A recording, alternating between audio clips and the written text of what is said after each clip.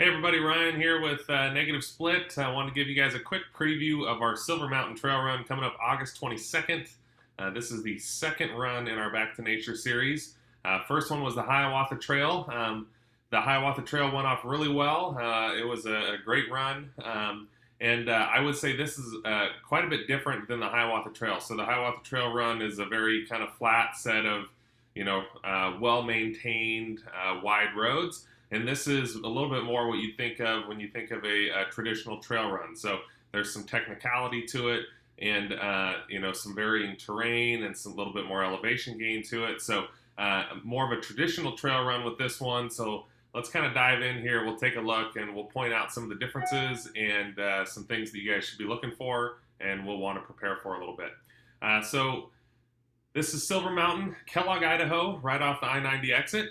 Very easy to get to. It's maybe a half a mile off the exit, and you'll be right there at the base. So when you get down into let's see if we can play a little Google Earth here. So at the packet pickup area is going to be right there at the gondola at the base of the mountain. So this is down in Kellogg.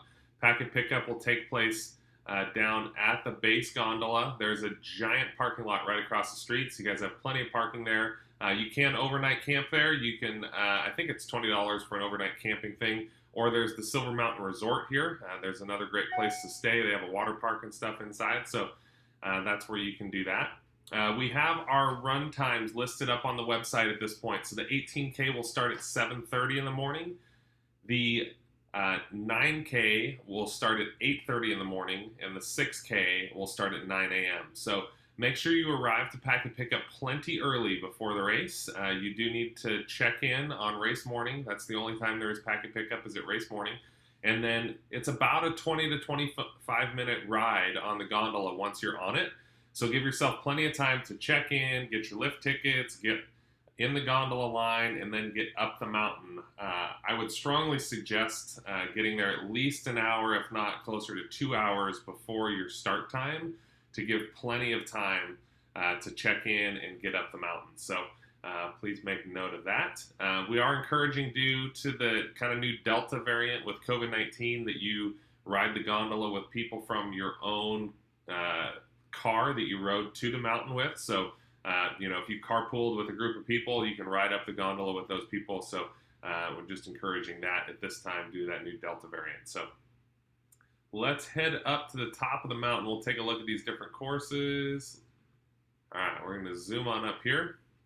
So you will get off the gondola, and the start-finish area here is right outside of the gondola house at the top of the mountain. So you'll exit the gondola. There's restrooms, running water, all that stuff in there. There's some light concessions and things available too for spectators if they need some food services. So that's available up top. And then the start and finish right there outside. We will have a gear check area for you. That is for athletes only.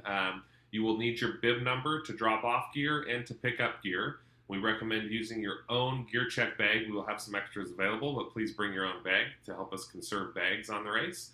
And then you'll get to the start. Again, the start for the 18K is at 7:30. The 9K is going to be at 8:30, and the 6K is at 9 a.m. So these will be a little more traditional kind of mass starts. You'll be running with 100 to 200 people per distance. And it should be still plenty of ways to kind of spread yourself out there, but a little more of a traditional start experience for you guys. If you've been doing our start waves over the last year and a half, this will be a little more of a traditional start. So let's take a look at, we're going to look at the 6K to start with here. Let me get up an elevation profile so you guys can see that too.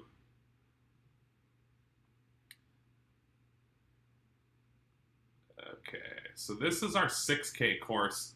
So you kind of see the red arrow on the screen there, hopefully. So you'll run kind of down this little fire road here, and you get to kind of a switch off. That switch off then will take you, this is the start of your main climb up to Kellogg Peak. So this is a kind of 2-lane fire road sort of a deal. You'll be running up here. There's some great views along this stretch. As you come up here, you loop around the back side of the mountain, and you'll be coming up here toward Kellogg Peak. And your first aid station will be at the very top of Kellogg Peak. Let's see if we can zoom in on that here.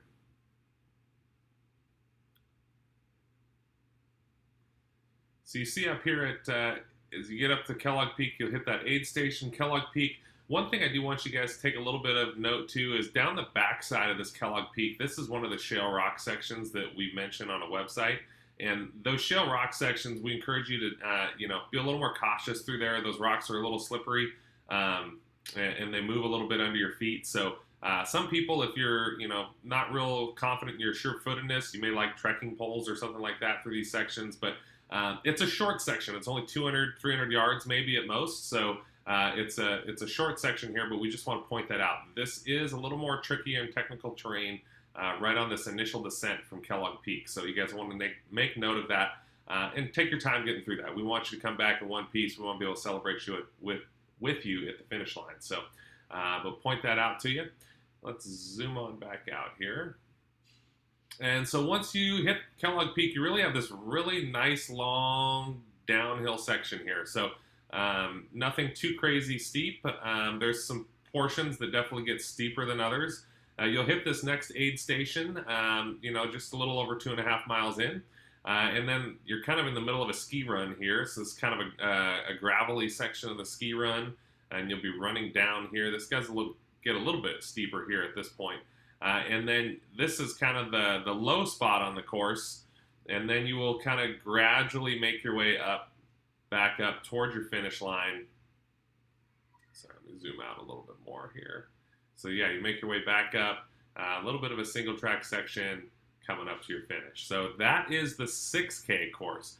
Now the 9K and the 18K are very much the same. So the 9K course, you can see, does a very similar loop, going up to Kellogg Peak and then around. Let me actually change. I'm going to change my elevation profile here. Let's get that of the 9K so you guys can see that.